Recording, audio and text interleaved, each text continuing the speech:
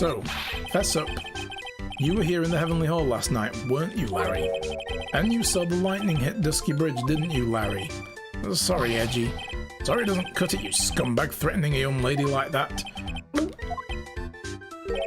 Wait, hold up. What now, pal? What are you talking about? Threatening stuff.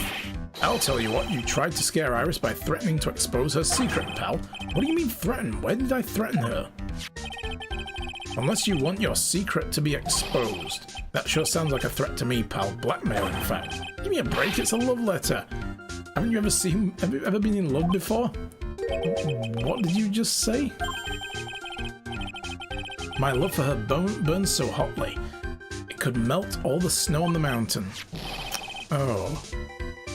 Then, what is this secret you're mentioning? Come on, Edgy.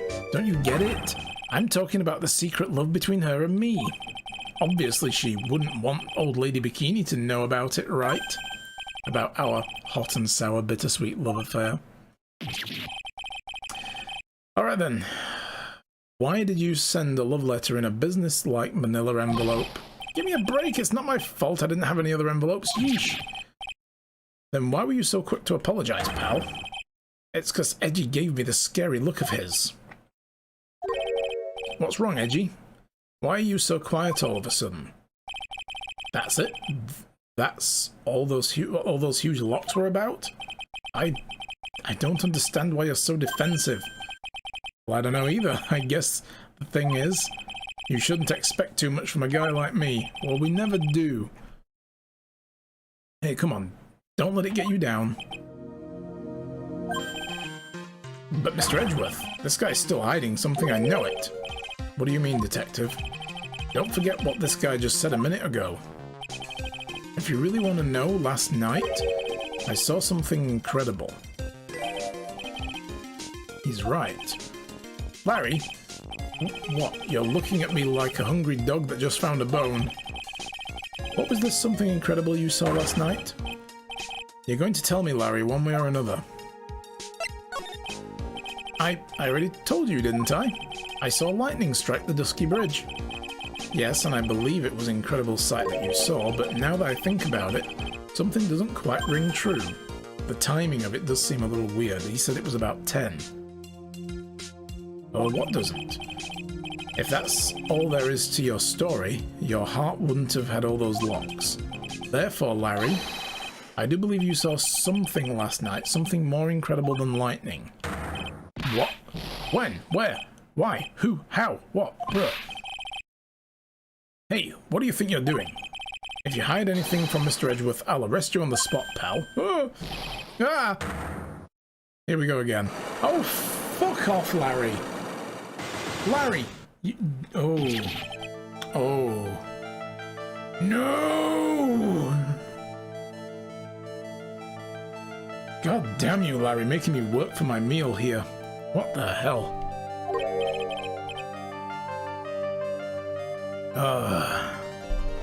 What's wrong, sir? Does this mean I have to do it all over again? Oh! Why are you glaring at me like I'm next to be hit by a bolt of lightning? Because you will be. I've just about had it with this Harlequin.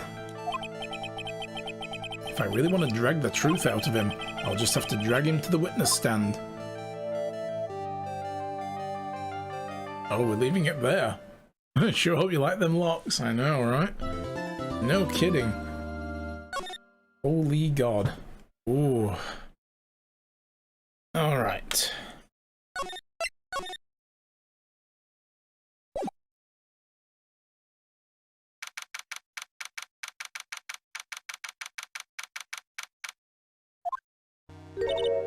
Oh my, Mr. Larice feels that way about me?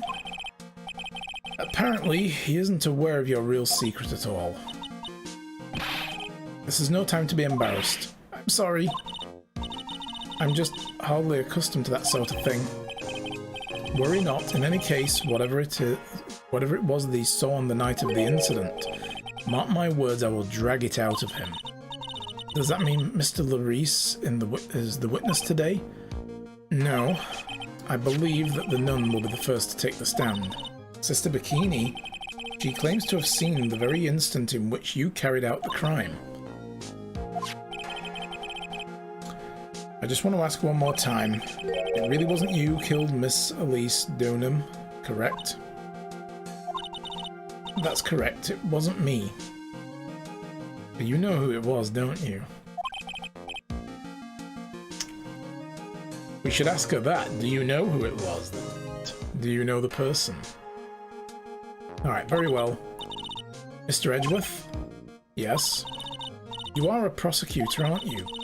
Are you sure about this? If your true identity is revealed, don't worry, I've made the necessary arrangements. I see. Iris? It is a prosecutor's job to doubt people. But right now, I'm a defense attorney, and a defense attorney's job is to believe people. And to believe until the bitter end. That's what my friend once told me. Mr. Edgeworth, I simply ask that you watch and decide for yourself whether or not I am fit to do the task I've been entrusted. Very well, sir. I leave my defense in your capable hands. Godot better be here, because I'm not... I've got that coffee counter over there for a reason. Who's gonna be the... Oh yeah, here he is, the Canadian judge. Court is now in session for the trial of Iris of Hazakura Temple. The defense is ready, Your Honor. Who's on the other side? The defense does indeed appear to be ready. However, the same cannot be said for the prosecution in this case. Indeed. I'm not sure I like such a blatant waste of this court's time. An empty prosecutor chair can only mean that the prosecutor has no confidence in their ability to prove the case. It would seem this case is already over before it has a chance to begin. I'm ready to announce my verdict at this time. This court finds the defendant... Oh shit! No! I know that whip! Oh no!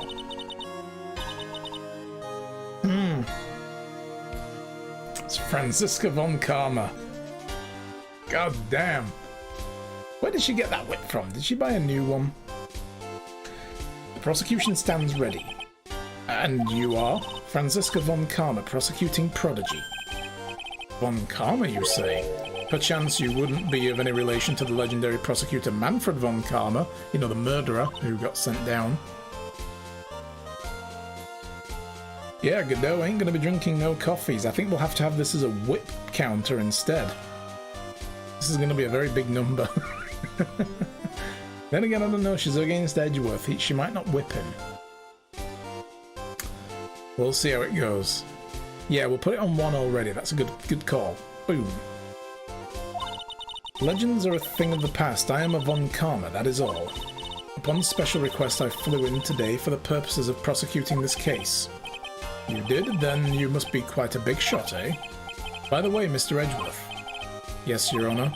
I'm almost certain I've seen you somewhere before. Am I just imagining things? You look very much like a prosecutor I met once.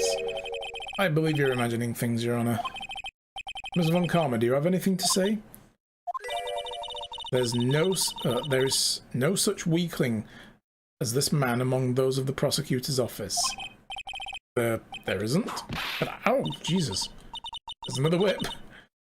I told you there's no such weakling. What is that, a whip? I'm not sure I care for such a thing in my courtroom. Bailiff, remove the whip at... Hold it! I have no objection to the whip. As long as it's not aiming my way. You don't? The prosecution can wield a whip or drink 17 cups of coffee, but there's still only one truth. That is what I stand here to prove today. Do we want to count the ones where she cracks them on the table? I don't think so. She's got to hit somebody for it to count. No, I think let's let that be a victim count as opposed to just a flex. She's going to do that a lot. That's just flexing. This promises to be interesting, Miles Edgeworth. I had expected to face Phoenix Wright here today, but looking at you now, maybe this is what I've been waiting for all this time. Yeah, they've got beef with each other. Miles Edgeworth, I will not allow this chance to crush you slip through my fingers. I see you brought your flair for the histrionic. Allow me to add to the things I'm not sure about. People acting bizarrely in my court. Oh, there we go. The stage is set. Now continue with the proceedings, Your Honor. Very well, Miss Von Karma, please give an outline of the case. With as little whipping as possible. We're going to find out how high this counter can go, I think. The murder victim is the famed picture book author Miss Elise Dunham. Her body was found in the Hazakura Temple courtyard. She'd been stabbed through the torso by a ceremonial sword from a golden statue. The sword in this picture is the weapon in question, correct? Very well. The court accepts this photo of the crime scene. There is no mistake. This was the doing of Sister Iris. Let's have a look at that photo first.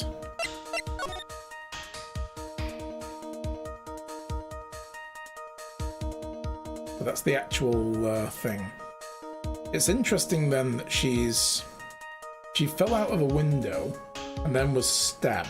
But apparently she fell after she was stabbed, so she must have been stabbed indoors, but there's no blood trail leading here.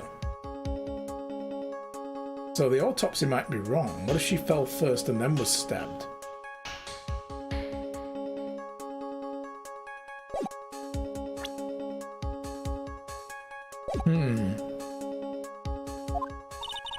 After all, there is a witness to her crime. Very well. Please bring this witness to the stand. If she was stabbed there, shouldn't there be more blood, though? That's a good point as well. Curious. And so it begins, my first and last trial as a defense attorney. You can do this, Edgeworth. Oh, God. Hello? Are you there? Witness, state your name and occupation, please. Hold on there. I'm not sure about being not sure if I care for this at all. So small. Yeah. Maybe the fall didn't kill her. Well, I mean, the idea is that she fell. What does it say in the autopsy? Let's go with that. Yeah, the cause of death is loss of blood from a stab in the back. Fell 10 feet after death. So they're saying she was stabbed first and died and then fell 10 feet. But that's so weird. That means she was stabbed in the room and fell out the window and landed. Then somebody ran around and dragged her body to that location and left her there. We'll see how this plays out. I'm skeptical. Witness, please stand up, nice and straight. So tiny. If I recall correctly, there are a few milk crates in the defendant's lobby for our back pain-plagued witness. Bailiff, fetch a crate for this poor lady, please. There we go. Once again, your name and occupation, please. Little old me, well, I'm the head nun of Hazakura Temple on Eagle Mountain. My name is Bikini, you've got it, Bikini. Nice to meet you, everyone. The judge is like, whoa. But you don't appear to be wearing a bikini right now. Oh, Jesus, yes, you deserve that one, Judge. The courtroom is the garden of holy judgment. Those with lechery in their hearts should leave this sanctuary at once. You want me to leave? Only if you have lechery in your heart. No need to get your bikinis in a twist. Let me tell you, I'm a sight to behold in the summer. In any case, witness, I hear that you saw the crime take place on the night in question. That's right. I can still hardly believe it myself, to be honest. There's no way dear little Iris could have done anything like that. Von Karma? You mean Julius Belmont? I don't know who that is. Oh, hang on, is that a Castlevania reference? With the name Belmont. And the whip. Right, okay. I've not played many of the Castlevania games. I don't remember most of them. It's the Holy Whip, is it? Oh, right, okay. Now that makes sense. I just remembered Belmont, and I was like, that's a Castlevania thing, I'm sure. Because of the anime, mostly, I'm ashamed to say. Let us hear what you have to say, then. First, tell us about your own movements that night, eh?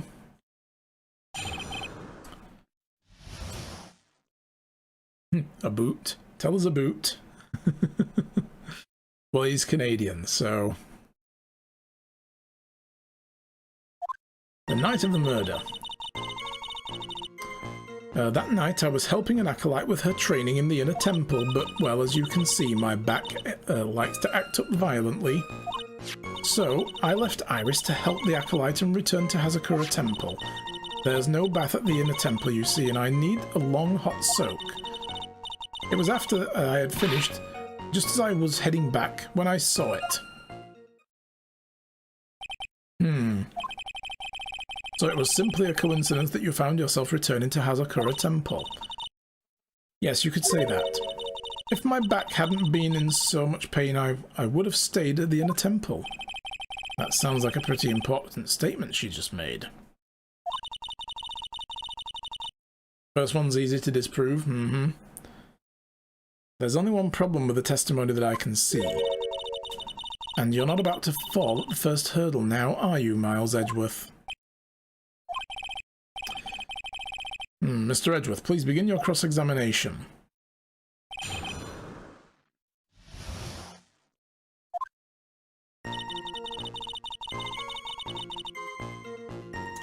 So the night she was helping the acolyte with her inner training, okay. What is this inner temple? Well, see, the conversing with the spirits is what we train people to do, right? We'll be the ones asking you the questions, madam. In order to do that, a place strong in spiritual power is required. There's a small temple across the Dusky Bridge called the Inner Temple. Acolytes must spend an entire night there to undergo intense training. And how exactly do you help with the process? It's all quite exacting. It can't be performed without a nun supervising. Like a tutor watching to make sure a spoiled child studies. A tutor with a whip in your case. If that's the case, then why did you return to the Hazakura Temple where the murder took place? As you can see, my back likes to act up violently. Violently? That's right. It's no laughing matter, especially in winter. I can't hold anything heavier than a knife and fork during the cold months. Just being alive is like strict training. On the night of the murder, was this fabulous back of yours hurting again? That's right, aging like a bull in a pig pen. I almost fainted once or twice. I just knew that unless I warmed it up, I was going to finally finish me off. So we left Iris to help the acolyte and return to the temple. Right. You left Iris to help with what? What do you think? The acolyte's training, of course. It was just past 10 PM, so we were starting to enter into the training exercise proper. She said earlier on, though, didn't she, that the training hadn't begun yet? Wasn't it your place to remain with the disciple? Well, the job is simply to watch over the acolytes so that they don't pass away. Just to confirm this point again, that night you met Iris at the inner temple, correct? Yes, she's a gentle, honest girl.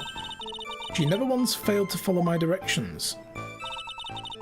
No bath, the inner temple, okay. So you returned to the Hazakura Temple in order to take a bath. My back is to blame for everything. It's a do or be done in kind of world after all. How long were you in the bath for, if you don't mind asking?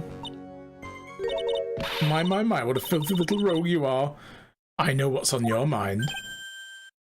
Nothing of the sort. I bet your next question is going to be, where exactly did you wash? Ah, this is why you have to watch the young ones. What's going on? Ow! Jesus! The whip! No! Pathetic Miles Edgeworth. The lowest of the low. Is there some sort of kick me sign stuck to the defense bench? And now you know how it feels! Anyway, I couldn't afford to be away from my post for too long, you understand, so...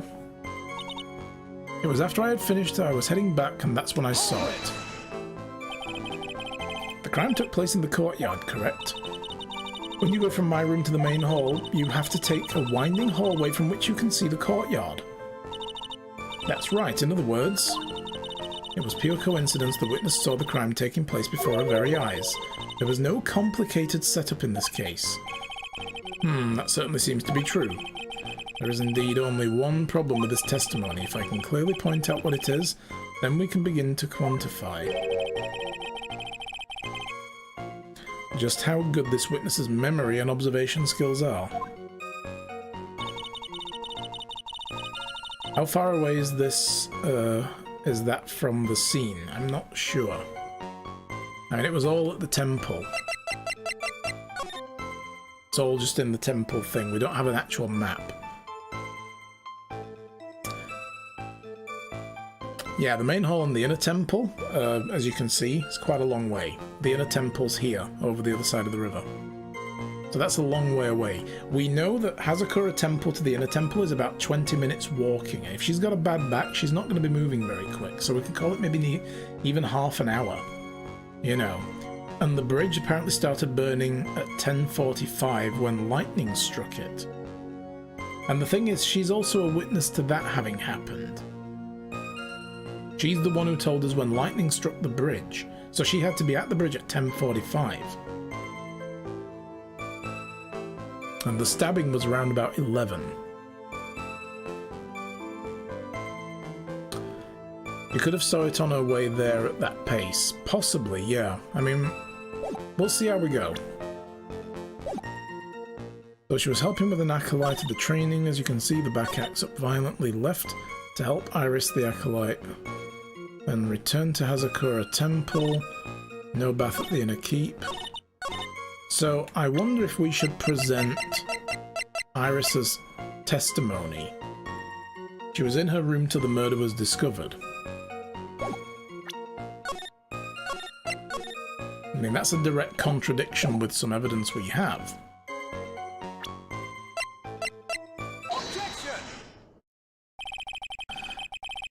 Witnesses have to undergo their own trials, I'm afraid. The defendant's fate rests on the powers of observation and memory, after all. Well, well, well. Don't worry. I'm more than up to the task.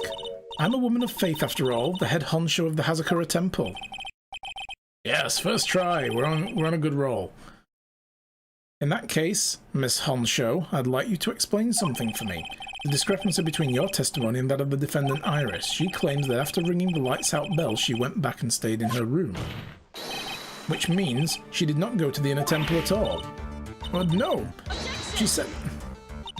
A defendant or a witness? Who is more likely to lie, do you suppose?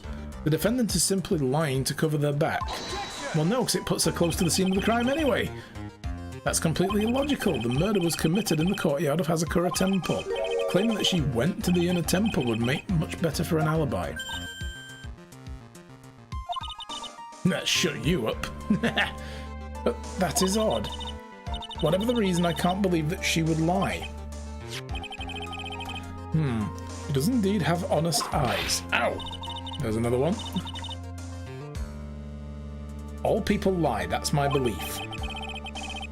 Why am I the only one being whipped in here? Excuse me, I've been whipped once. Anyway, neither the witness nor the defendant have any reason to lie, which means we must call your memory into question. Oh, he's gonna have several wells.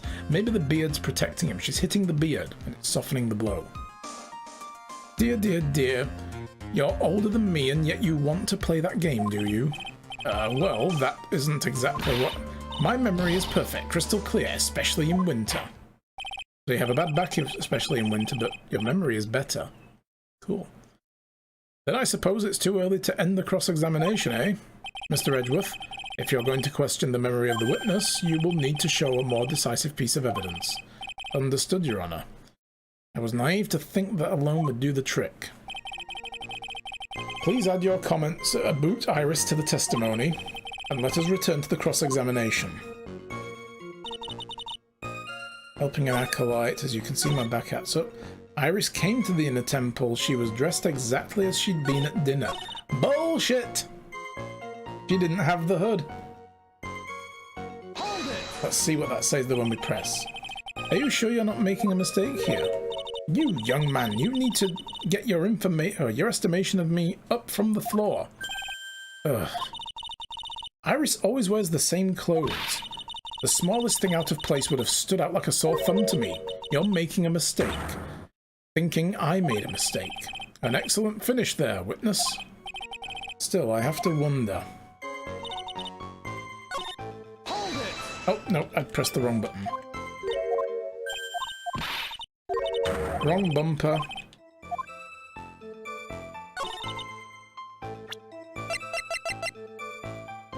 Received before lights out, Belle. The night of the crime protects from evil spirits. That's her hood. She gave it to Phoenix before she rang the bell at 10. And here she's saying she came to the inner temple, which was after 10. Because that's when she rang the lights out bell. Objection! Witness, let's get one thing straight. The defendant whom you claim to have met, she was wearing this demon-warding hood, correct? Of course. That's a very important piece of clothing, I'll have you know. Wait a minute. Objection! Hold it right there. Why do you have that? That's the question of the day now, isn't it, Miss Von Karma? I'll have you know that this hood was given to someone as a gift that night, before the lights out bell was rung. What? Yeah, the flipped sprites. You know where I'm going with this, don't you? If the witness had seen the defendant as she claims, then the iris she saw would have been missing this very hood. Look at the little crates that she's standing on. Love it. It's not a bad feeling at all, exposing contradictions like this. Now I understand that happy look on Wright's face every time he does it. Welcome back, Freya. Oh god, there's another whip. Take that. Sister, this hood. You have spare ones around the temple, don't you? Spares? Well, I do tend to make too many of them. I see, a stockpile, a surplus of hoods, eh? Each nun is only given one hood. This should be the only hood that Iris owned. Then this is quite strange. Oh god. If there was a surplus of hoods, then she could have worn one of those. There's no contradiction here. Sorry to break this to you, Ms. Von Karma, but you won't get away that easily. Discrepancies such as this will sow seeds in any human heart. The seed of doubt. Witness? While I don't wish to call your testimony into doubt, you must give every detail with precision. I'm not sure I'm comfortable going along with this. Sister, you shall continue with your testimony. Tell us what you saw after finishing your bath on the way back to the inner temple. Those seeds of doubt are sprouting in the judge's heart. They just need a little more stimulation to bear fruits. Contradictory stimulation. So, if she's telling the truth and Iris showed up there wearing a hood, it was a surplus hood. But if Iris is telling the truth, saying that she didn't go there and stayed in her room, what if both of them are telling the truth? What if it was Dahlia? She's wearing a hood to cover her red hair. Because she wouldn't have seen the hair, would she? We're back to that. Thinking along those lines. I finished my bath around 11 and I thought I should return to the inner temple. And as I was walking back, I heard a noise from the courtyard and took a look. Iris was... oh, Mystic Elise. And with that sword of all things. Mystic Elise was staying in the corner room which faces out onto the courtyard. The stabbing I saw must have occurred after she was pushed out of her window. How would she know about that? Why wouldn't she think she just walked down there? How would she know about her being pushed out of the window? You saw a truly terrible sight, didn't you? If I was in your place, then I would be much like Miss Von Karma whipping Mr. Edgeworth in court. And me seeing it all from this very chair. Well, something like that. This judge's imagination is about as vivid and creative as Detective Gumshoe's. So immediately the contradiction there in the photo along with what she just said. So, I would look the fool if I commented... Oh god, she's back with the fool. I would look the fool if I commented on such foolishness. Anyway, this case is mine. Miles Edgeworth. Calling everyone by their full name. Can't you do something about that habit of yours? Franziska von Karma.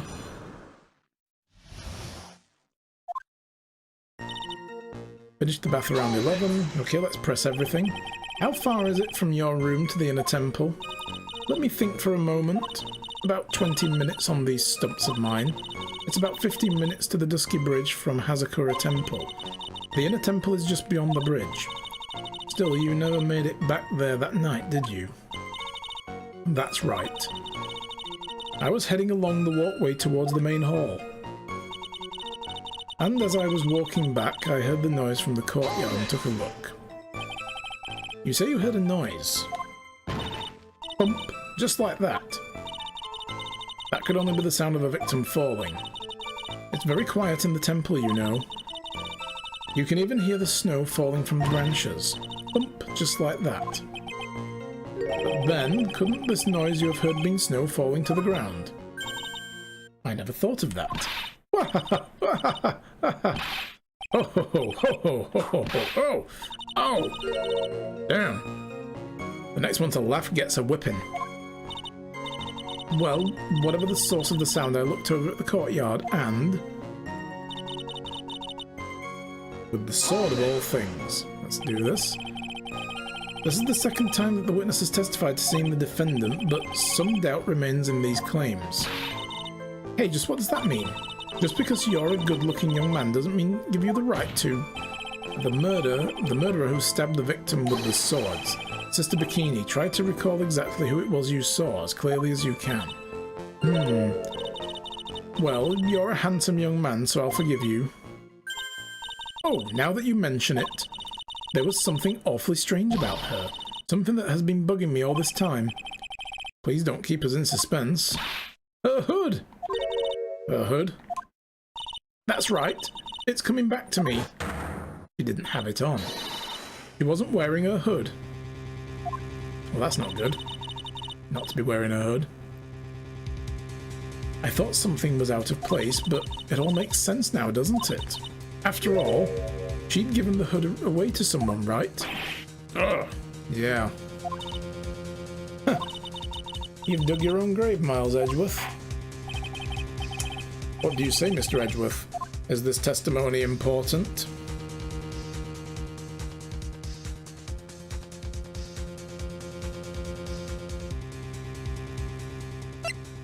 Yes, it is. Could still pull it apart. This may initially appear to put me at a disadvantage, but I can't see any other leads at the moment. Your Honor, I would like these new statements to be added to the testimony. Miles Edgeworth. If you want to hang yourself, you need only ask. I'll gladly lend you my whip. Save quickly? Nah. Witness, add that statement to your testimony. No problem.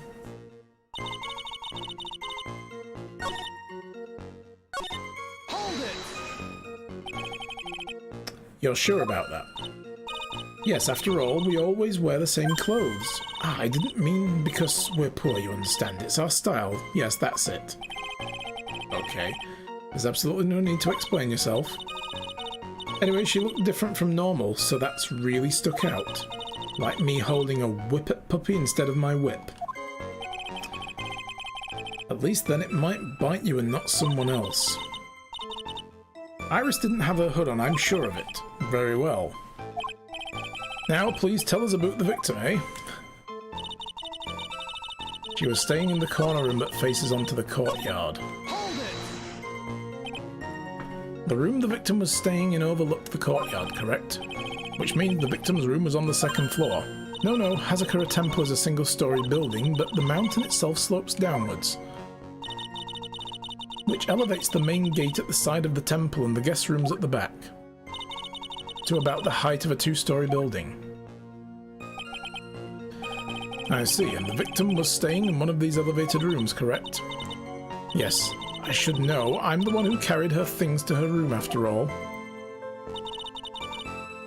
The stabbing occurred after she was pushed out the window. What makes you sure of all this? It's just like I told you earlier. I heard a noise from the courtyard, okay? Thump, just like that. You're one smart sister, I'll give you that. The autopsy report states that the victim's body was covered in bruises, indicating a fall from around 10 feet. You kind of missed a couple of details out there though, didn't you, Franziska? As in, she fell first, or she fell after being stabbed. It appears that the witness was not mistaken then. Yep. I'm more than just a pretty face, especially in winter. That's it, yeah, she omitted some details. It's what they don't say as well, you know. I'm a woman of faith after all, the head honcho of Hazakura Temple. There's only 2 of them working here. What's wrong, Miles Edgeworth? No snappy comeback remark? It doesn't feel like she's lying. This is very powerful testimony too. She claims to have seen the instant at which the defendant stabbed the victim. There are only 2 things I can believe in right now, my client Iris and my own abilities as a defense attorney. Alright, so... Stabbing occurred after she was pushed out of the window. But... body fell 10 feet after death. Impressive logic. That's what I'd like to say anyway. Oh, please do. My brain is something else, especially in winter. However, I think you're overlooking one thing. Ms. Von Karma, would you be so kind as to take another look at the autopsy report? The autopsy report? Oh, you know what I'm talking about. The victim did fall from a height of around 10 feet. However, this fall was after she was killed. Oh, that's right, it says after death right here. The scene the witness claims to have seen is contradictory. The defendant stabbed and killed the victim here in the courtyard. How did the victim then go on to take a 10-foot fall? Order! The victim was killed and then fell. If that's the case, then the victim must have been killed in her room, don't you agree? That's the logical conclusion. Yes, that's right, the victim must have been stabbed in the defendant's own room. Or stabbed by the defendant in her own room. And she was then thrown out of the window down onto the courtyard below, which means that the killer wouldn't be in the courtyard. Were there any signs of a struggle in Miss Donham's room? She was stabbed with a sword. That would leave a bloodstain, wouldn't you agree? Well, Miss Von Karma, was there any blood? Oh, Jesus. No traces of blood were found in the victim's room. Your whip has just caused traces of blood to be found on my glorious playoff beard. However, if there... Oh, Jesus Christ, I haven't finished reading, Franziska. Chill the F out with that whip. My goodness. I'm sure there's no need for me to go over this. Oh yeah, no, the numbers don't center for some reason. I can't get them... I've got it set to center in the text file. You know, in the actual options. But they don't, so I have to have 2 copies of it, one of them slightly off-center from the other, and a button to toggle them. And yeah, they don't look exactly right, but anyway. As I'm sure Your Honour is well aware of, when a stab wound produces the most blood, very little blood is actually lost at the moment of the blade's insertion. Yes, you have to pull the blade out. If you want to talk about when the most blood would be lost from a body, that would be when the blade is removed. Indeed, with the weapon still in place, it acts like a lid on the wound. That's true. With the weapon still in the body, there wouldn't be much bleeding. A perfectly reasonable line of thinking.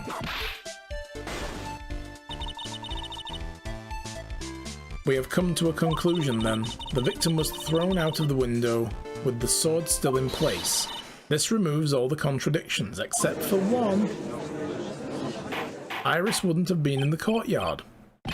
Order! Order! I must admit, this is a probable version of events. I'd expect no less from Franziska von Karma. She locates and takes control of every vital point. It seems that we need a clearer testimony from the witness. Remove all supposition of your part and tell us the facts, please. Witness, please remain standing on the crates. Don't go selling me short now.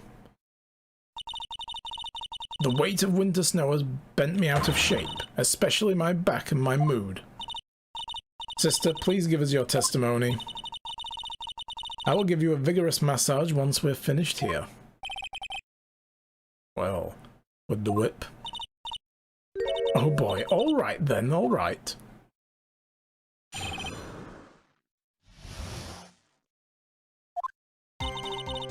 When I looked across at the scene, the sword was already in place.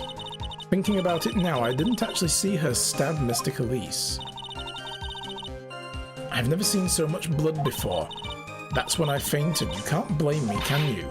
And when I awoke, Mystic Amy was stabbing Mystic Elise through the back. This all confirms Ms. von Karma's theory. Von Karma's strive for nothing but perfection. Putting together such facts is nothing for me. You should know that, Miles Edgeworth. Perfection is an impossibility, Franziska von Karma. I'm here to teach you just that.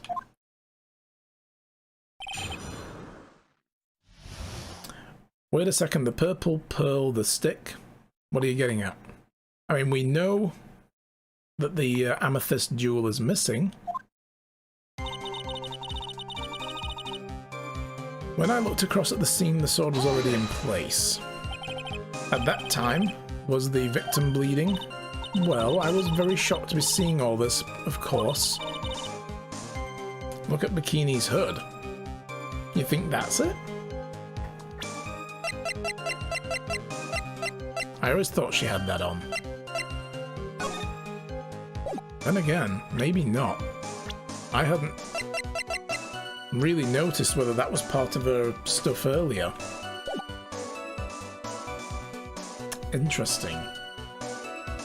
We'll keep that in mind. It would be very brash of her to be walking around with that on, wouldn't it though? So I'm not entirely sure, but I don't think I saw any blood, not then. I'm sure that you didn't. The weapon was acting as a plug in the wound. In any case, let's be clear on one very important point. Did you actually see the instant in which the victim was stabbed? Thinking about it, I didn't actually see when she stabbed her. Think carefully. This is very important. It's Iris we're talking about here. I'm thinking for all I'm worth. No, when I looked over, the sword was already in Mystic Elise's body. It might not be conclusive, but this is the testimony that supports her theory. The victim was stabbed in her room and then dropped into the courtyard. I think this proves it rather well, Miles Edgeworth. Never seen so much blood. So you're saying that you saw the victim's blood? And that's right. Some of it had splattered onto Iris too. When the defendant was arrested, she was meditating in her room, and her blood-flecked clothing was neatly folded in the corner. What? This is news to us. Her clothes were blood-flecked as well. That seems quite conclusive to me. What should I do? Press the point further? Yeah, press it. We need to know more. Going back to your previous statement, you said that you saw little bleeding when the victim was stabbed, but now you say you saw the victim bleeding? Well, I say what I saw is what I saw. What did you see? Maybe I didn't see the poor woman get stabbed, but I saw the girl pull the sword out of her, plain as day. Pulling the sword out? Well, it wasn't exactly pulling, it was more like came out. Witness, you will add this statement to your testimony. Oh, was that important? More important than you can imagine.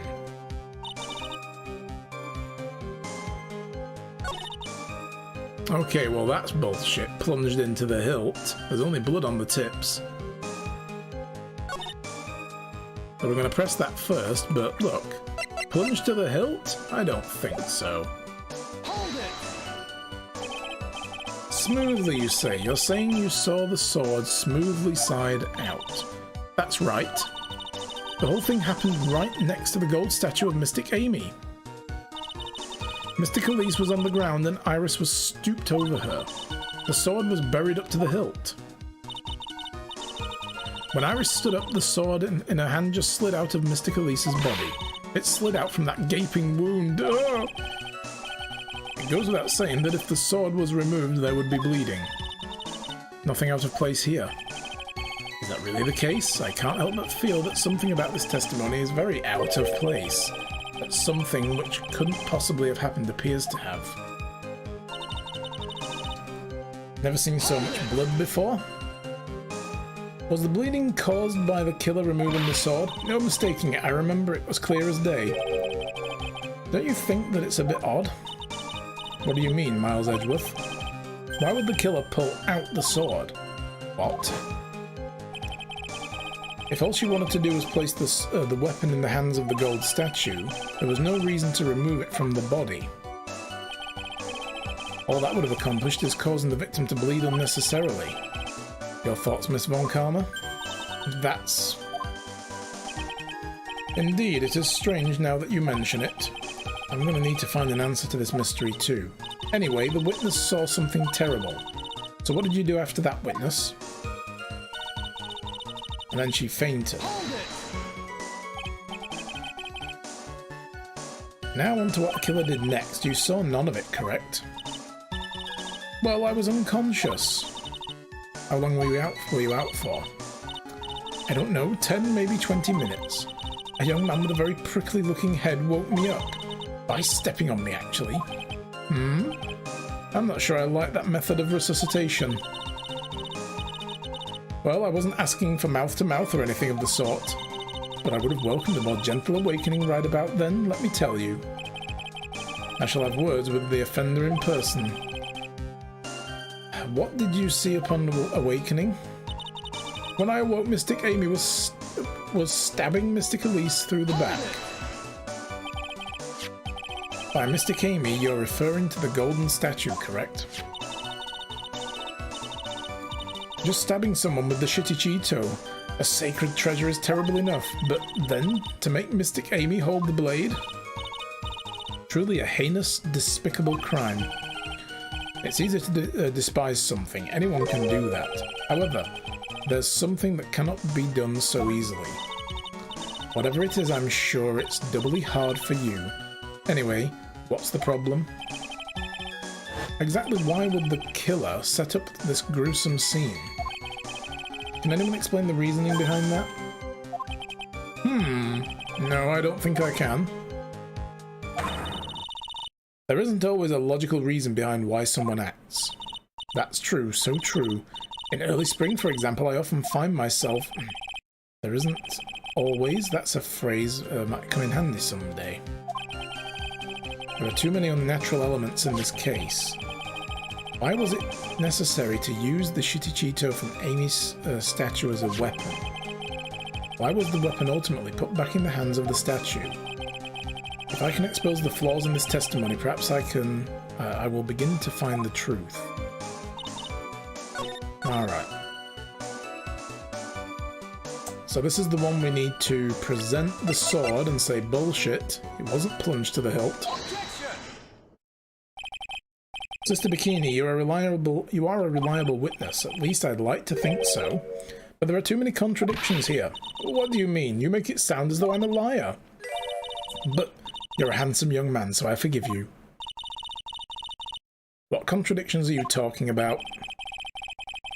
In the scene that the witness claims to have seen, the weapon was thrust to its hilt into the victim. Furthermore, the killer withdrew the weapon smoothly from the body. However, both of these are complete impossibilities. I mean, the shape of the sword alone would make it really hard to pull out smooth. What do you mean? Ow! Oh, there it is. That's the whip. First one in a while. Explain yourself. Start with, do you think it would be possible to stab someone to the hilt with this? No matter how I look at the defendant, she doesn't appear strong enough for that. It would take a lot of force to drag that all the way through the body. Doesn't appear. What meaningless dribble. I too may appear to be weak and frail, but I can crush men under my heel and make them weep should I choose. What you do in your private time, Franziska, is your business alone. The objection stands. I wept a little back there, I must admit. This isn't the only issue here. If the sword was truly stabbed into the body up to the hilt, well, just look at all the branches on it. It certainly wouldn't come out smooth. We also have the problem of the amount of bleeding. It's true that when the blade is left in the body, it acts as a plug of sorts. However, when the weapon is shaped like this, it's an entirely different story. The wound would be too large for the blade to completely stop the bleeding. That's nothing more than conjecture. In reality, the victim was stabbed with a Shitichito. Even a weapon of this nature may still sometimes slide out smoothly and may still sometimes stop the blood loss. I'm not finished. There's still one more conclusive contradiction. You've still got more? Always. This one is simple. If the sword really was thrust in all the way to the hilt, why is there only blood on the tip of it? If this witness is telling the truth, there should be blood along the entire length of the sword. No! Oh god. There's another whip. Bravo, Miles Edgeworth. Raising this many contradictions from a single piece of evidence. All the other attorneys I know could only manage one, if that. But what does this all mean? You've proven contradictions regarding the murder weapon, but having come this far, there can only be one answer. And that is... the weapon used to kill the victim was not the Shitichito. What?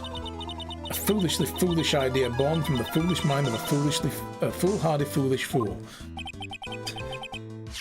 Let's examine this again. What was it that made us think this sword was the murder weapon? Well, because Mr. Kami was holding it. Exactly. However, if you reflect on this, that is the only basis we have for assuming such a thing. The impression left by the scene is too strong. That's what influenced us. It influenced us to believe that the Shitichito was the murder weapon. But there was another weapon used that was then... oh god. 14 whippings now, she's quick. So, maybe the Shitichito was not the murder weapon. It was just put in the wound. Even if that's the case, it changes nothing, Miles Edgeworth. The sister here saw everything, and everything she saw can't have happened. You saw the defendant stab the victim with a sword-like object. That's true.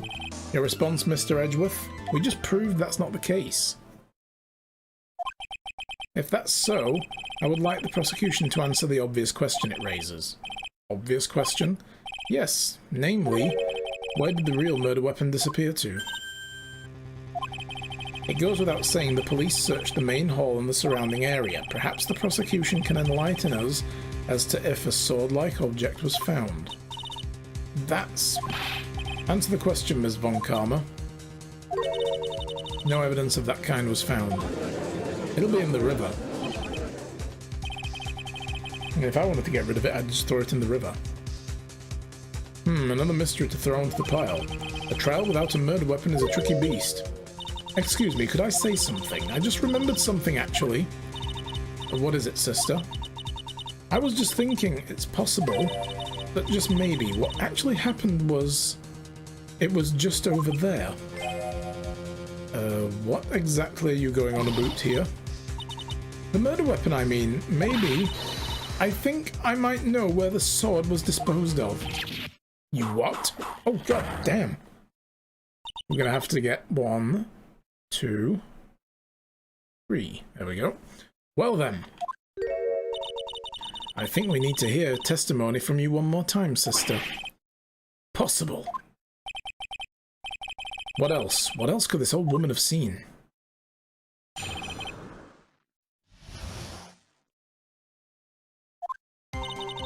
I saw the murder at around 11 PM, and after asking that it be reported, I went out to the main gate, and there I saw tracks that indicated the snowmobile had been used. It takes around 15 minutes to walk to Dusky Bridge, but less than 5 using one of those. Maybe they threw the weapon into Eagle River and came back while I was knocked out. Iris could have done that. She can drive a snowmobile after all. Damn.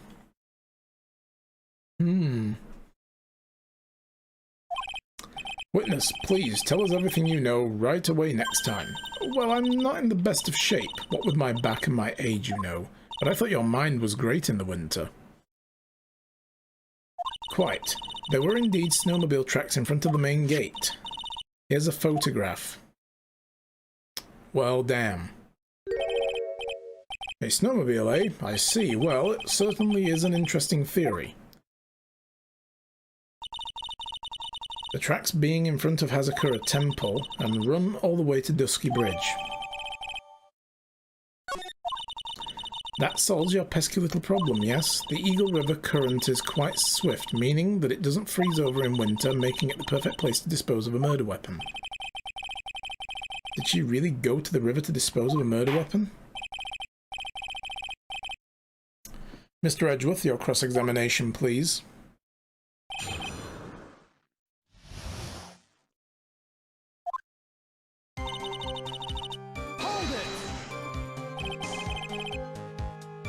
Are you sure about the time? Yes, I was worried about it, after all. Why was that? Because I have a strong sense of responsibility, especially at this time of year. The acolyte was being doused in freezing water at the time.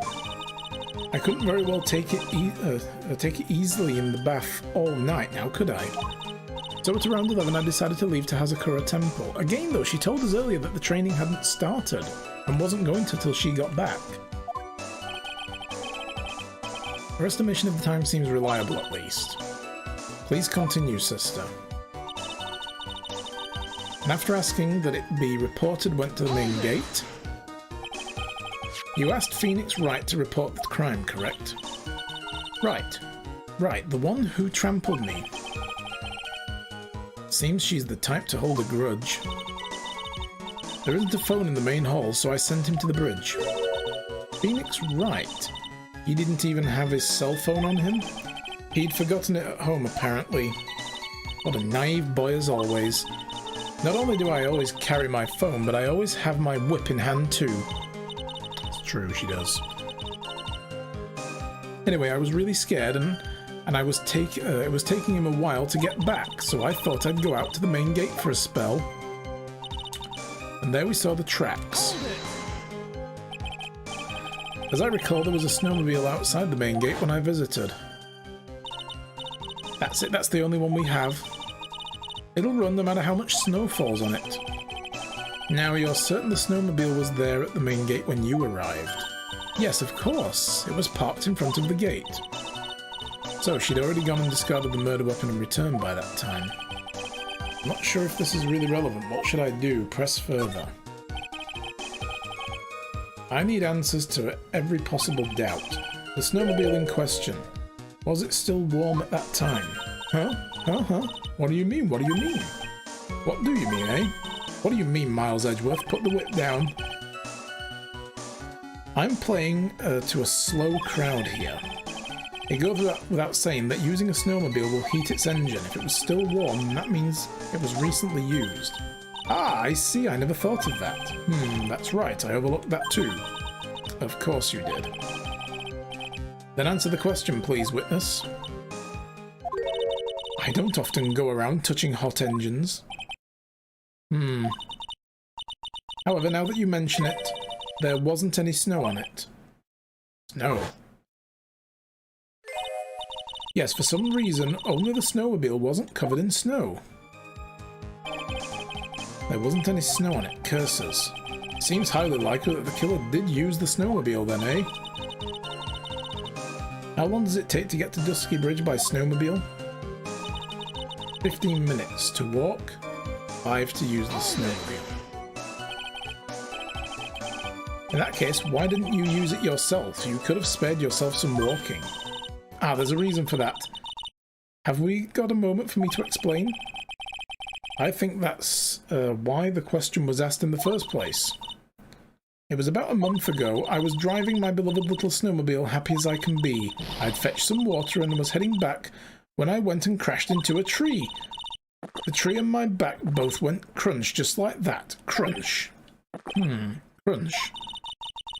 I haven't been able to find the courage to ride anything since then. Anyway, the killer must have used it. And then they threw the weapon into the Eagle River. Refresh our memory. How long were you knocked out for? Somewhere between 10 to 20 minutes. It's possible to get to the bridge and back in 10 minutes using a snowmobile. I have to concede it's more than enough time. That's all you wish to concede, Miles Edgeworth? And she could have done that. She can drive the snowmobile. While it would have been possible time-wise, one element remains out of place here. Oh, and what would this mystery element be? The killer's reasoning, Your Honor. Why did the killer do all of this? Why go out to the Eagle River and dispose of the murder weapon when there are other methods? Too many unanswered questions. Your response, Ms. Von Karma? Oh god. Yeah. Turning to me for help over the slightest thing. Why don't you think for yourself for once in a while, Your Honor? What? She's as over the top as always. Anyway, whatever the reason, the fact remains the defendant couldn't have done this. Or could have done this. The murder weapon was disposed of in the river. Another point to me, Miles Edgeworth. Another mystery to feed the fire. Was there any reason to go and throw away the murder weapon? Luckily there sure is a problem with this testimony. Now all I have to do is stop poking holes in this flawed account. So what have we got that's contradictory here? The timing is about right. Went to the reporter at the main gates. She saw the tracks with the snowmobile. 15 minutes to walk and 5 on the snowmobile. Threw the weapon into the river and came back while she was knocked out. Could have done it. Pretty solid. What have we got to present?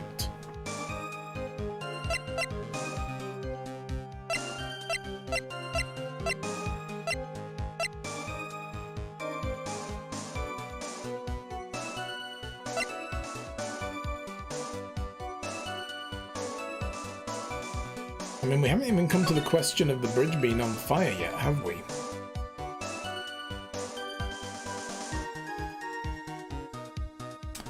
Oh, but it stopped snowing at 10:50.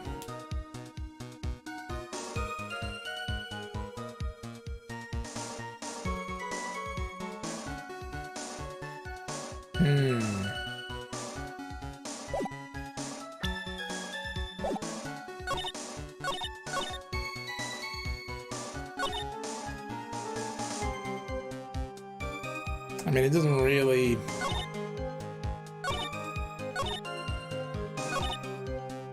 help though, because there would have been snow on it anyway, right? Stopped snowing at 10:50. There would have been snow piled upon the snowmobile anyway. And then if it gets used, the snow comes off. I mean, obviously, we can't dispute that the snowmobile was used, but I guess that's what we have to do, is determine when it was used. She said there was no snow on it. So would the snow have just fallen off it on its own? The snow earlier in the day would have covered the tracks as well if it was used earlier than 10:50.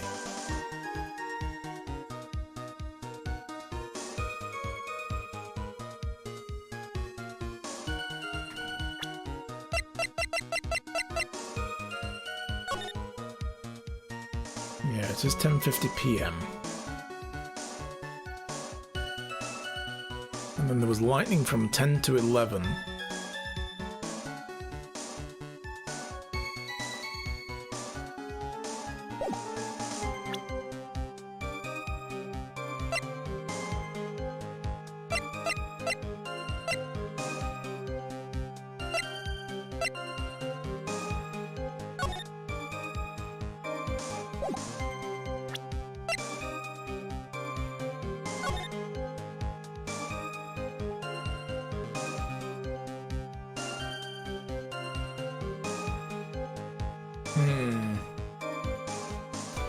So we've got this photo. Does show the snowmobile. Shows tracks leading away as well, footprints. That, I guess, could be Phoenix's footprints, right?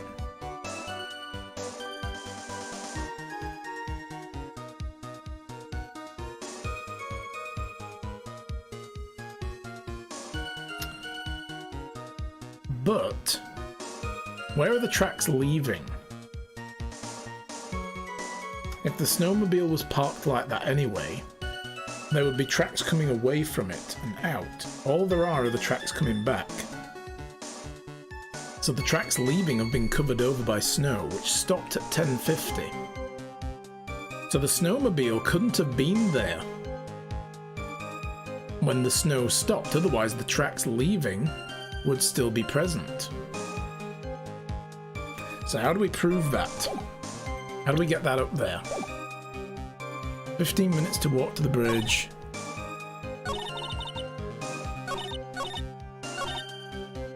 Yeah, so it's going to be the tracks. There were tracks that indicate the snowmobile had been used. Let's see. She saw the murder at 11. So she's saying the murder happened at 11. So the snow had already been stopped 10 minutes.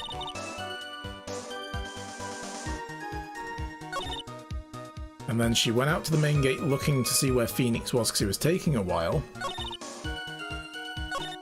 And then she saw tracks that indicated the snowmobile had been used. In other words, the tracks were coming back. And there's no snow on the snowmobile, so it's definitely been used.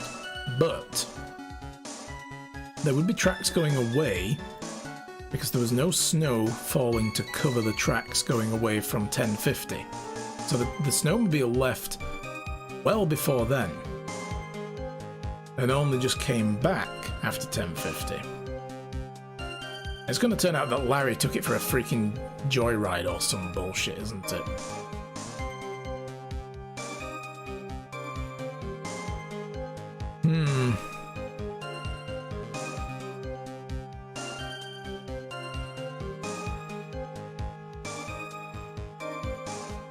So what, I'm just going to save it because I don't know which piece of evidence we have to use, the picture or the weather report. Yeah, god damn it, Larry. Tampering with a crime scene. It's not the weather report. Okay. This is when it gets obscure. You know what you need to point out, but you don't know what you have to use with what.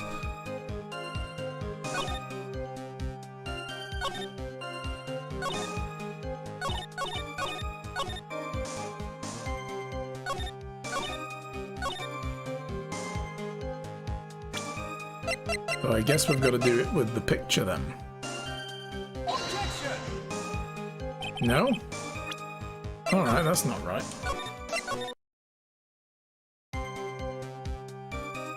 How do I prove this? What am I supposed to point to? Let's just go through the press again. We'll see what happens. There was a snowmobile when I visited. The only one they have, it'll run no matter how much snow. You're certain it was there when you arrived? Yes, of course, it was parked in front of the gate. So she'd already gone and discarded the murder weapon at that time.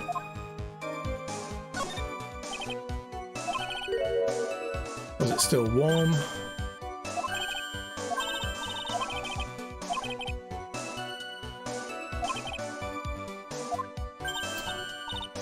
Never thought of that.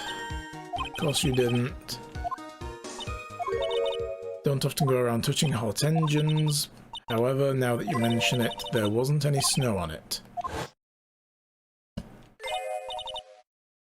some reason, only the snowmobile wasn't covered in snow.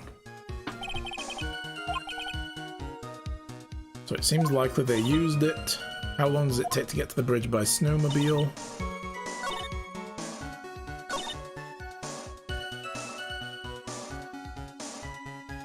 Maybe we're supposed to use this with the weather report. No. If the music doesn't stop, you've done it wrong.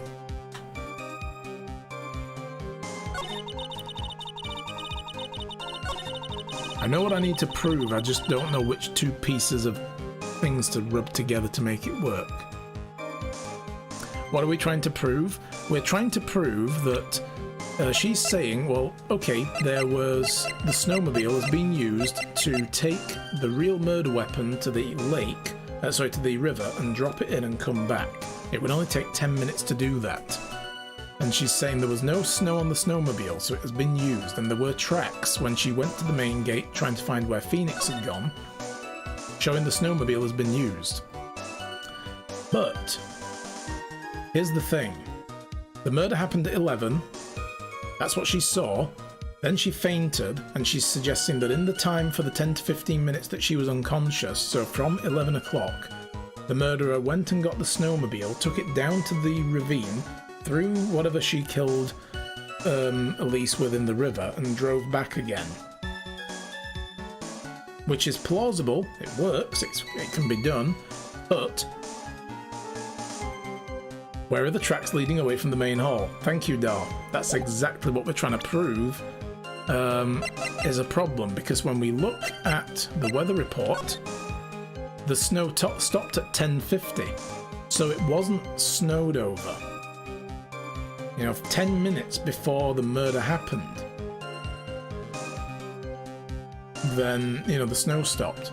So that means the snowmobile had been gone well before, because those tracks leading away have been covered over by lots of snow throughout the day. So the snowmobile couldn't have been there any time past 10:50. It's been gone much well before then. It certainly wouldn't have been there at 11, and that's what we're trying to prove, and I just don't know which piece of evidence to pair with which statement. It's a bit too confusing.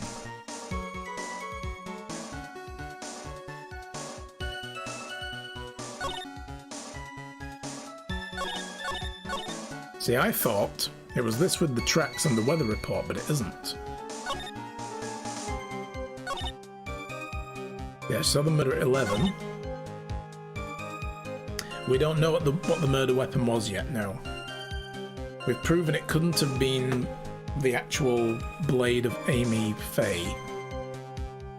But we don't know what it is because they haven't found it yet. But they're theorizing that it was thrown in the river to be hidden because they couldn't find any other potential murder weapon at the scene. I just don't know which evidence to pair with the statements. See there, saw the tracks indicating the snowmobile had been used. Takes 15 minutes to walk to the Dusky Bridge, but less than 5 to use a snowmobile. So they threw it into the Eagle River and came back while I was knocked out.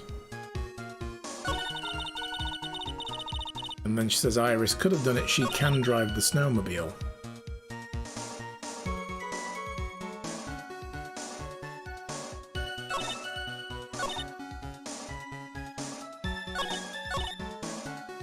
Maybe it's this one.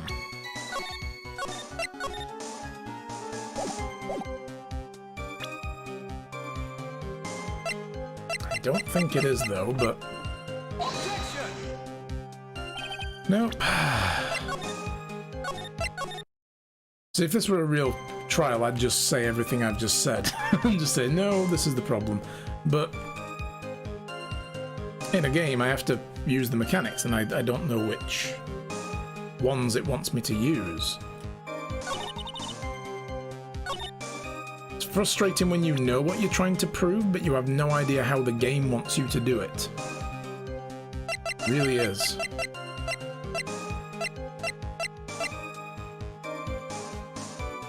So there's the thing. And we're going to guess these footprints are Phoenix Wright's footprints because he had to run down to the bridge to use the phone.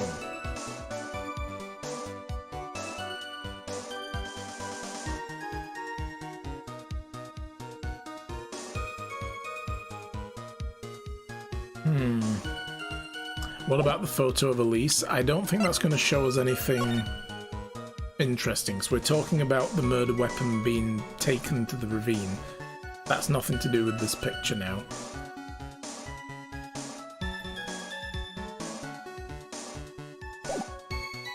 It's not related to any of the statements, so it won't be that.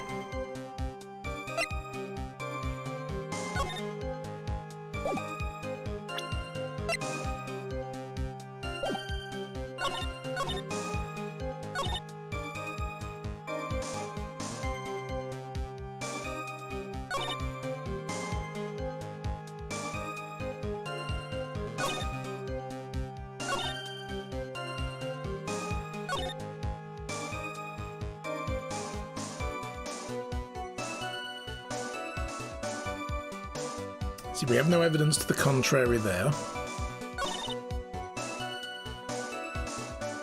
Maybe they threw the weapon into Eagle River and came back while I was knocked out.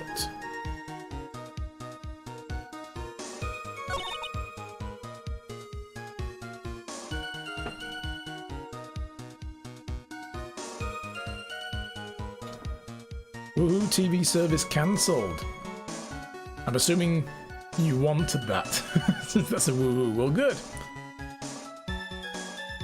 So you're saying try the picture of the tracks with the time of how long it takes the snowmobile to go. I think I tried that, but I'll try it again. I might not have done. No, that doesn't work.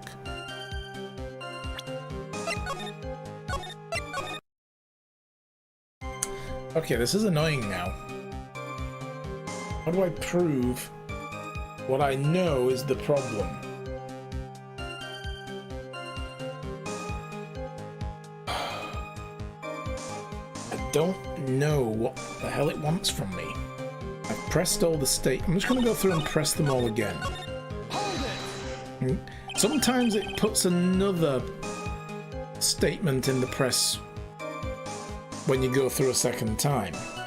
And then that will unlock something different. So let's try this.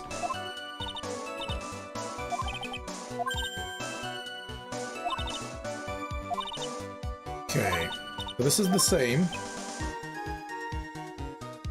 What about the weather report saying the snow stopped at 10:50? I tried that one as well with the with that statement, but we will give it another go. So you're saying to try it with this one? I'm pretty sure that was the first one I tried.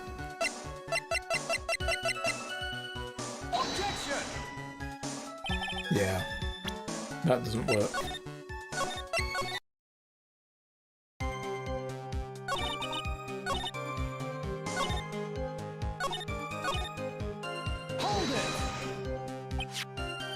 So you asked Phoenix Wright to report the crime, the one who trampled me, sent him to the bridge, didn't have his cell phone, he forgot it, what a naive boy as always, always carries everything with her. So she went out to the main gate for the spell, she saw the tracks indicating the snowmobile had been used. There was a snowmobile outside. Yeah, okay, we know it was parked there when she got back. They're saying that the murder weapon... I wonder if I have to stop here.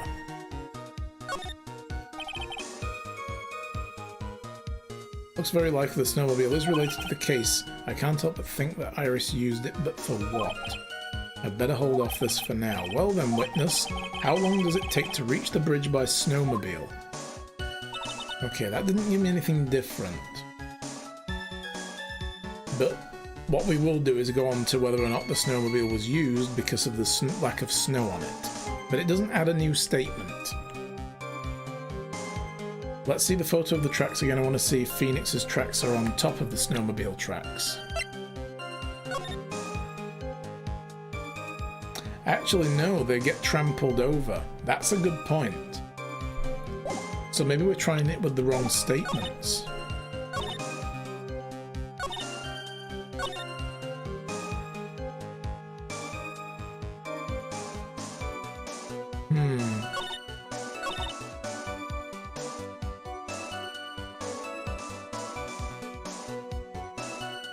So that means the snowmobile parked back up before 11.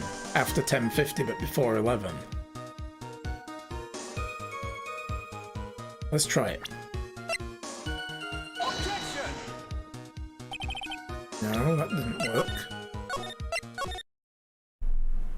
But you might be right there. His tracks don't show up in the snowmobile tracks. The snowmobile tracks cover his.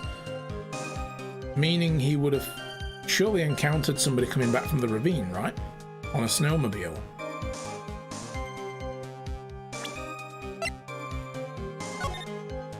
But the snowmobile would have been there when Phoenix ran away. You know, ran to go get help. Or rather, sorry, no, it wouldn't have been there. He would have run to get help and then the snowmobile came back much later.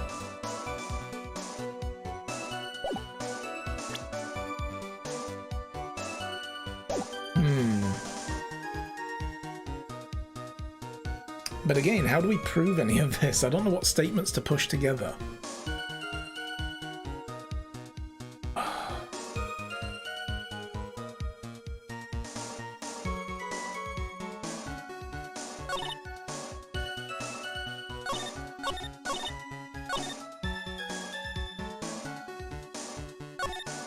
Try the photo with this statement. This one here, maybe they threw the weapon into the Eagle River. Oh, photo and when she came out to the main gate. No, I just tried that one. Didn't work. That was the one I just tried.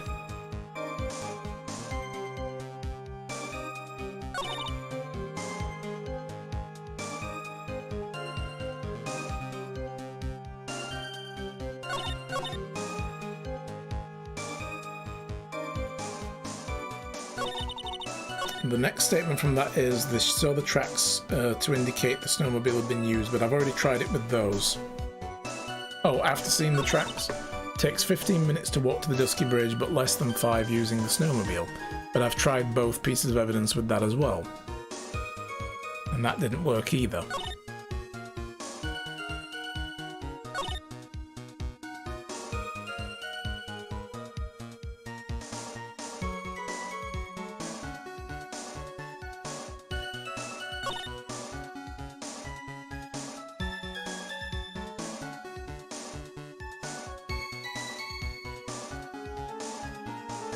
I think I've already done that as well. I'll try it again. We'll just check. Objection! I'm sure I've already done this. Oh, bollocks. I think we're ready to finish in a minute. God, we're running over time already. My brain is slowing down. God damn it. I thought I'd already tried that. I was actually about to go to the beginning and just try both pieces of evidence with every statement till we hit the right one, but... yeah. I think I've only tried this one with the weather report. I admit this photograph proves something. It proves the snowmobile was used on the night of the murder. You finally accepted the inevitable, it seems, Miles Edgeworth. However, if what the witness says is true, then why is there only one set of tracks? What do you mean? Iris left Hazakura Temple, threw the weapon into the ravine, and then returned. If this was the case, then naturally there should be 2 sets of tracks in the snow. Those heading out from the bridge and those coming back. Ah, you're right. You are forgetting one thing, Miles Edgeworth. On the night of the murder, it was snowing. The tracks leading to the bridge were erased by snowfall. This removes your precious contradiction now, doesn't it? I see.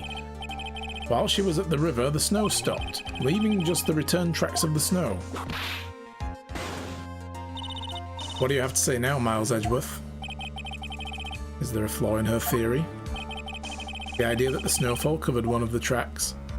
There's a contradiction. Weather report.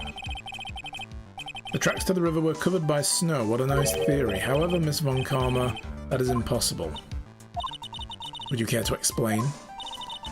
Why there's a rude index finger currently pointed in my general direction? No need. The evidence will do all the talking for me. On the night of the murder, the killer went to and returned from Dusky Bridge in order to dispose of the murder weapon. The outgoing tracks were erased by snow, or so claims Ms. Von Karma. Mr. Edgeworth, present your evidence to the contrary, eh? Evidence that the outgoing tracks were not covered by snow. The weather report. Witness, please tell us again what time it was when you witnessed the crime. Like I said, it was around 11. Of course, this means that the weapon was thrown away after that time, correct? On that note, please take a look at this data. It's the weather report for Eagle Mountain on the night of the murder. The weather report. Snow started to fall at 7 but stopped around 10:50. Therefore, when the sister witnessed the crime at 11 PM, the snow had already stopped falling. It's impossible for the tracks to be the tracks made after that time to be covered up. Ah! Order, order! Very well then. Looks like Ms. Von Karma's claim has been snowed in. How dare you, Judge? On my channel and everything. Bad jokes. Oi. Oh, damn, it's... Oh, good, he got whipped for that. Good, good. Thank you. It's too soon to be closing the trial due to snow. Miles Edgeworth, how pathetic of you to rely on the weather of all things. Answer me this then. When is a weather report ever correct? Ah, no, no, no. You've got it all wrong. This isn't a forecast. This is actual data. Ow! Forecast data, all weather reports have some inaccuracies. It may still have been snowing in the vicinity well past 11. Yeah, excuse me, woman. It's true, we cannot be totally sure, eh? What? How did she pull that off? She whipped him, that's how. It had stopped snowing at Hazakura Temple when the murder took place. You need to provide conclusive evidence of this. I've come this far, there's no turning back now. Very well, I will save the game. That's it, yeah, I mean, observations of actual data, of historical things, will generally be a lot more accurate. We're not relying on what the weather forecast said it was going to do. This is what was actually observed.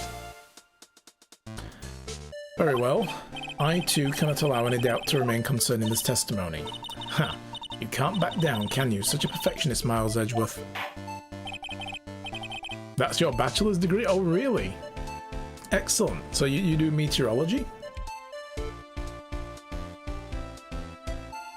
Very well then, Mr. Edgeworth. Where's your evidence that it had already stopped snowing when the victim was killed? Well, again, it's got to be in the picture, right? It's going to be one of two pictures. It's either the crime photo, the fact that there's no snow on the body, or the fact that Phoenix's footprints weren't covered over.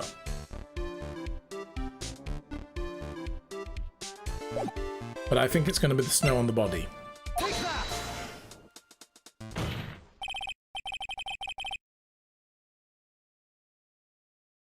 You did? Your master's is in something different. Oh, really? Cool. Thinking of the victim's body, baby? Dal, you gotta keep up. You must be on a heck of a delay.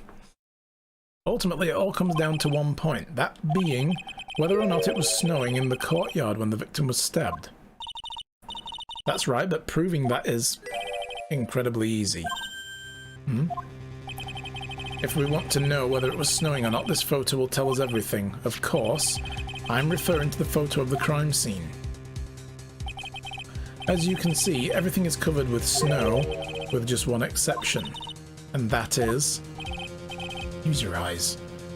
The victim herself, Miss Elise Durham. Why is there no snow on top of her? The answer is simple. It had stopped snowing when she was killed, that's why. Ugh. Forensic science, dudes. In other words, if the killer really did go to the Eagle River to dispose of the murder weapon, then in this photograph there should be two sets of tracks. Ugh.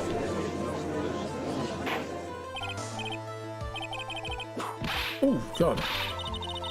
Another whip. Just what are you suggesting, Miles Edgeworth?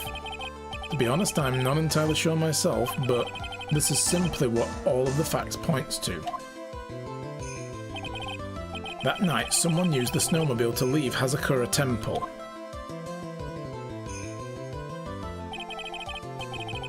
From the tracks left, it can be understood that they were heading for Dusky Bridge. At that time, it was still snowing. Of course it was, because those tracks were erased by the snow. And when this person returned to Hazakura Temple, the snow had stopped. Thus, the return tracks remained.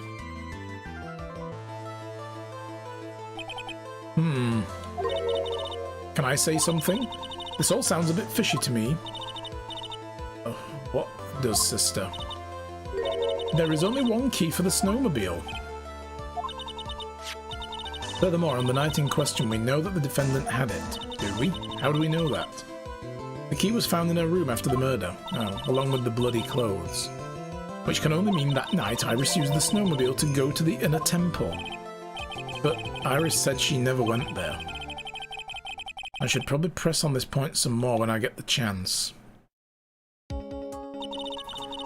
The snowmobile can't cross the suspension bridge, so she must have left it on the Hazakura side of the bridge and crossed on foot.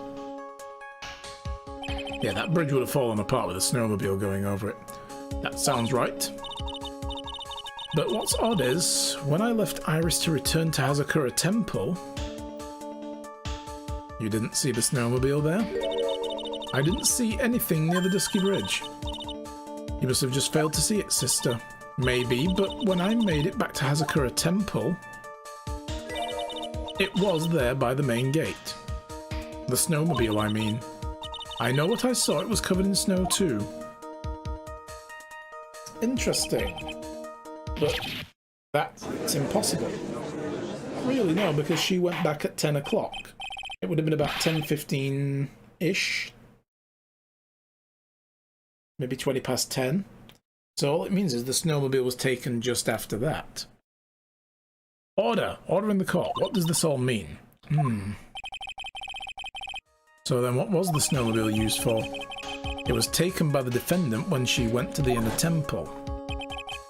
If it had been, then the witness couldn't possibly have seen it by the gate.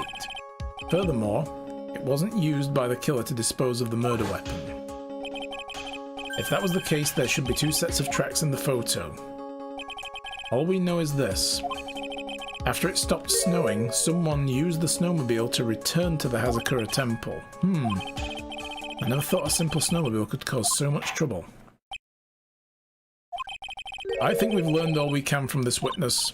Yes, I've nothing more to add. I've told you everything I know. But then that still leaves us with the same problem. If only there was someone, a witness who could testify to having seen the snowmobile. God, it's going to be Larry, isn't it? Was there no one out walking, perhaps near Dusky Bridge that night? I don't think that's likely. It was cold enough to freeze your ears off. Only an idiot would go out wandering like that. An idiot, you said? I know just the man. Unless they had something really important to do. That's a shame. Hold on. Something is coming to me. An idiot may well have gone wandering out in that subarctic night. Your Honor, actually there just might be one individual who may be of help to us. Really? You know someone who might have seen the snowmobile of that night of the murder? I don't know for sure, but if he saw it or not. But there are two things about him that do come to mind, which are, first, that he saw something incredible on the night of the murder. The second being, this individual that I am thinking of went wandering outside on that cold night. In other words, he's our kind of idiot. Yeah. Mr. Edgeworth, who is this idiot you're talking about? Why, the Butts, of course. This guy must be the product of Jean-Luc de Ladouche. Ladouc. Jean-Luc de Ladouc's Guide to Obnoxious French Painting.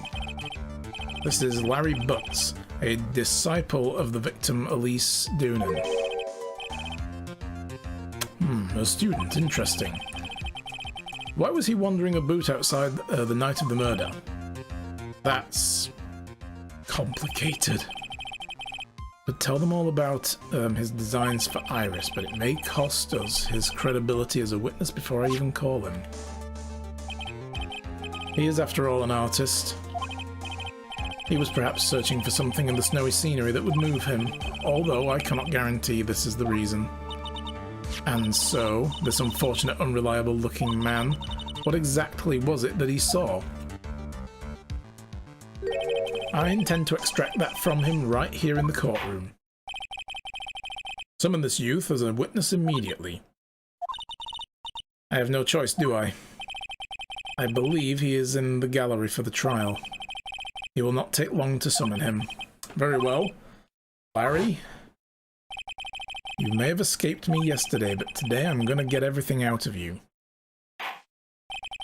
The court will now adjourn for a 20-minute break. Ms. Von Karma, please see to preparing the next witness. Understood, Your Honor? Good. Well then, court is now in recess. Oh, man. Whew.